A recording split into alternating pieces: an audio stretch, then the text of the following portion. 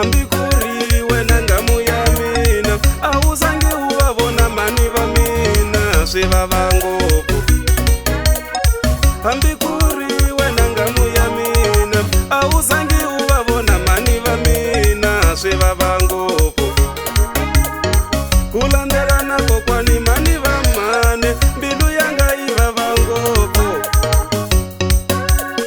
kulandelana kokwani mani va mane mbilu yanga yi vava ngopfu rifu ra kokwani ri tsakise va matiko ri vava mina kata mina rifu ra kokwani ri tsakise va matiko ri vava mina murhandziwa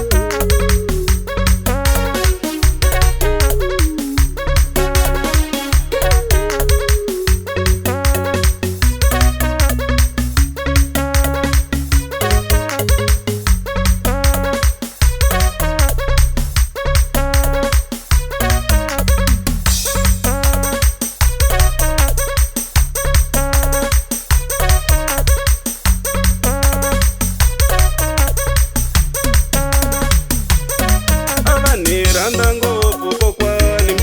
mbilu yanga yi vava ngopfu ava ni randa ngopfu kokwani mbilu yanga yi vava ngopfu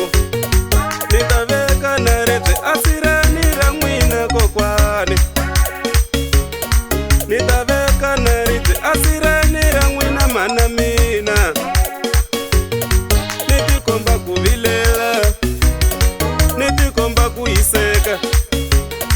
ni tikomba ku vilela ni tikomba ku hiseka voti va mina va ni siye ku vava voti va mina va ni siye ku vava voti va mina va ni siye ku vava n'wana mane a swi tsakisi o hi siya a nga se kola swi vava ngopfu isiya anga sekola swi vava ngopfu me ani tshembi I ku rhandza ka Xikwembu va lo dlaya vanhu va tiko me ani tshembi I ku rhandza ka Xikwembu va lo dlaya vanhu va tiko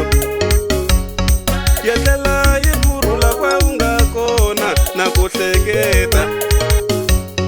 yetlela yi kurhula kwa u nga kona na ku hleketa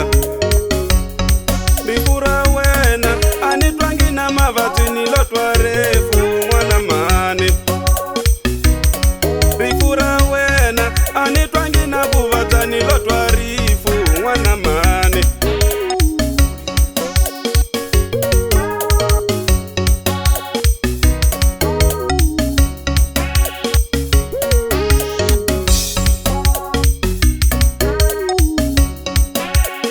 me ani tshembi I ku rhandza ka Xikwembu va lo dlaya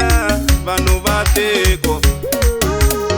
n'wana wa mina n'wana wa mina n'wana wa mina n'wana wa mina a nga tivi na nchumu mo n'wi tekake vanhu va tiko n'wana wa mina a nga se tiva na nchumu mo n'wi tekake vanhu va tiko